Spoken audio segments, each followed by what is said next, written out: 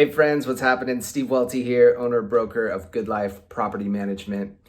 Just reminding you that owning a rental property should not be a problem. It actually should be a fun and lucrative experience. And I'm always reminded of a story my mentor told me. He had closed on I think it was an apartment building back in the day. He was all amped about the future and telling his mentor at the time about it. And his mentor said, "Man, you don't own that rental property. That rental property owns you." And that always stuck with me because that picture of getting owned by a physical asset just doesn't sit well with me. But this happens to a lot of people, and it generally happens when the right team's not around you, or we're just approaching things in the wrong way, because it should really add value to your life. It should add money to your pocketbook, and it should give you great tax benefits and all that stuff. But if the rental property does become a problem, we'll solve it. Check out the hook while my DJ revolves it. But seriously, you have options if that rental property starts to own you. Jesse, what comes to mind for you about this, brother?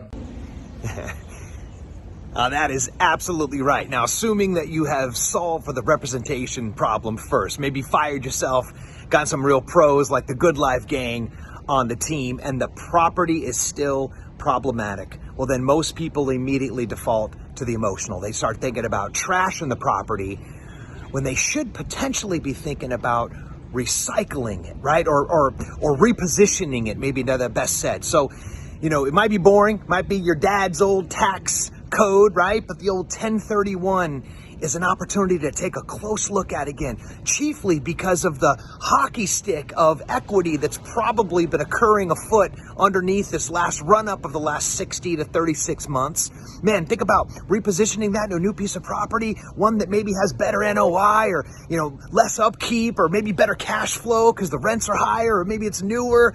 All that stuff all cooked in as medicine to the mashed potatoes of just thinking about kicking that tax event can down the road.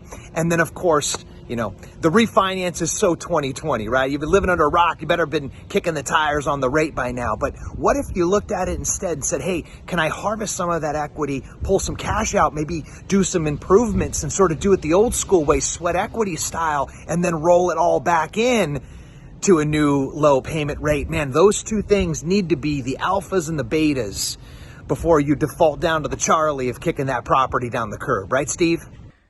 Yeah, Jesse, well said, man. Real estate, it's a fun game, right? There's so much to it, and the more I'm in this business, the more I learn about new, creative, exciting ways to do bigger, better things with what you got. And if any of that, sounds interesting to you and you want to kick some ideas around, we're always here to help. So let us know.